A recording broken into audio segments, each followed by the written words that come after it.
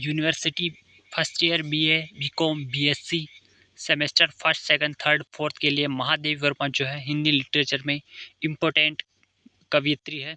तो यहाँ पर हम भक्तिन पढ़ते हैं जो कि सेमेस्टर सेकंड और फोर्थ में इम्पोर्टेंट है। 10 नंबर का क्वेश्चन यहाँ से आता है। तो चलिए शुरू करते हैं। पीडीएफ के लिए डिस्क्रिप्शन में लिंक है टेलीग्राम का, ज़रूर ज्वाइन कर लेना। तो छोटे कद और दुबले शरीर वाली भक्तिन अपने पतले ओठों के कानों में दृढ़ संकल्प और छोटी आंखों में एक विचित्र समझदारी लेकर जिस दिन पहले पहले मेरे पास आ उपस्थित हुई थी, तब से आज तक एक युग का समय बीत चुका है। पर जब कोई जिज्ञासु उससे इस संबंध में प्रश्न कर बैठता है, तब वह पलकों को आधी पुतलियों तक गिराकर और चिंतन की मुद्रा में ठुड्डी को कुछ ऊपर उठाकर विश्वास भरे कंठ से उत्तर देती है, तुम पचे का बताई, यह 50 बारिश से संग सही रहित है।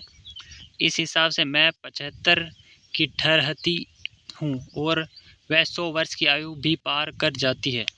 इसका भक्तिन को पता नहीं, पता हो भी तो संभवतः वह मेरे साथ बीते हुए समय में रत्ती भर भी काम न करना चाहेगी। मुझे तो विश्वास होता जा रहा है कि कुछ वर्ष और बीत जाने पर वह मेरे साथ रहने के समय को खींचकर 100 वर्ष तक पहुंचा देगी, चाहे उसके हिसाब से मुझे 150 वर्ष की असंभव आयु का भार क्यों ना ढोना पड़े।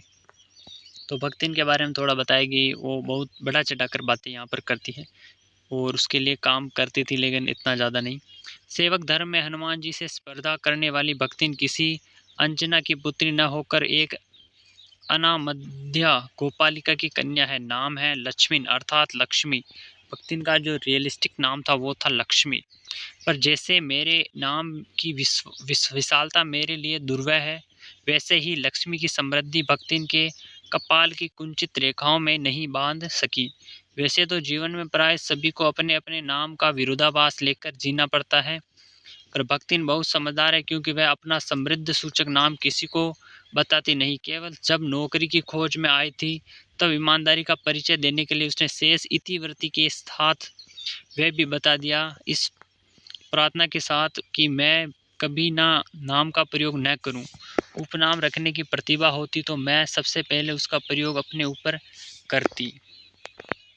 इस तथ्य को वह देहांतिक क्या जाने। इसी से जब मैंने कंठी माला देखकर उसका नया नामकरण किया, तब वह भक्तिन जैसे कवित्वहीन नाम को पाकर भी गद्द हो उठी।